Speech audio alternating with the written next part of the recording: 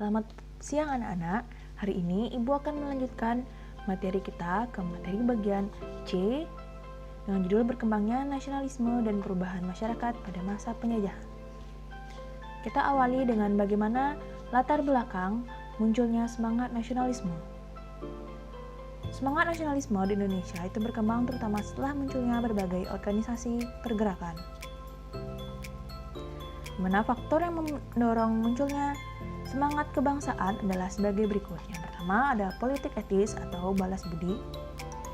Munculnya politik etis pada awal abad ke-20 berawal dari kritikan Konrad Theodor van de Venter yaitu pada tahun 1899 dalam majalah De Gids berjudul An Eersdeed atau Debt of Honor atau hutang budi atau hutang kehormatan. Jadi pada tanggal 17 September 1901, Ratu Wilhelmina yang baru naik tahta menegaskan dalam pidato pembukaan parlemen Belanda bahwa pemerintah Belanda mempunyai panggilan moral dan hutang budi terhadap masa bumi putra hingga Belanda dalam kebijakan politik etik yang terangkum pada program trilogi Van de Venter yang meliputi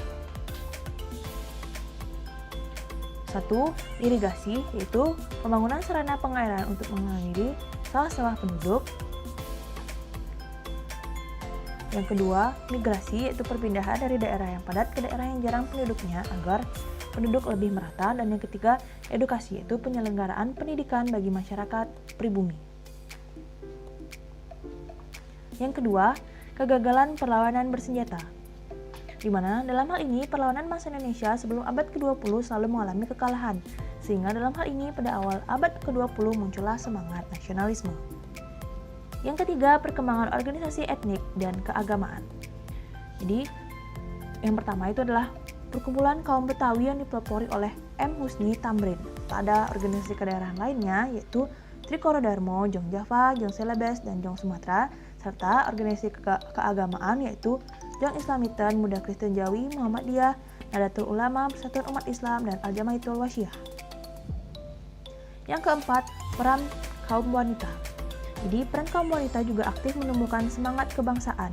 Yang pertama, ada Raden Ade Kartini yang lahir di Jepara, Jawa Tengah pada 21 April 1879, di mana beliau memperoleh pendidikan hingga tingkat European Regular School atau IRS dan dia mendirikan sekolah di Rembang. Yang kedua, Dewi Sartika yang lahir pada tanggal 3 Desember 1884 di Bandung, Jawa Barat.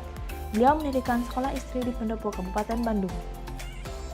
Yang ketiga, Ruhana Kudus yang lahir di Katagadang, Kabupaten Agam, Sumatera Barat pada tanggal 20 Desember 1884.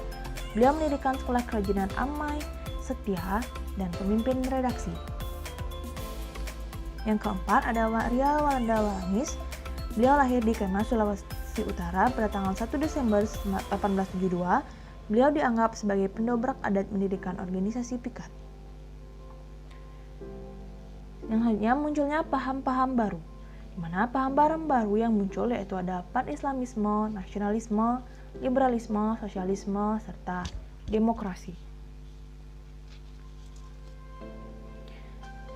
Selanjutnya ada berbagai peristiwa di luar negeri. Yang pertama, kemenangan Jepang atas Rusia pada tahun 1905. Perang Jepang-Rusia pada tahun 1905 berkaitan erat dengan perebutan wilayah semenanjung Korea dan Manchuria. Dalam pertemuan di Port Arthur pada 2 Januari 1905 dan Selat Tsushima pada tanggal 27 sampai 28 Mei 1905, Jepang meraih kemenangan. Yang kedua, perkembangan nasional di berbagai negara. Yang pertama ada nasionalisme di Filipina, yang kedua nasionalisme di India, yang ketiga nasionalisme di Tiongkok, yang keempat gerakan Turki Muda, serta yang kelima gerakan nasionalisme Mesir.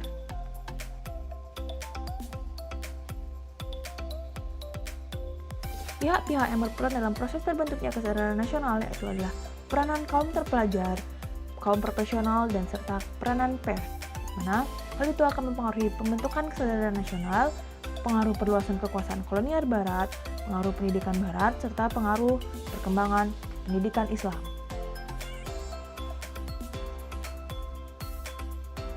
Sekian materi hari ini, sampai bertemu minggu depan.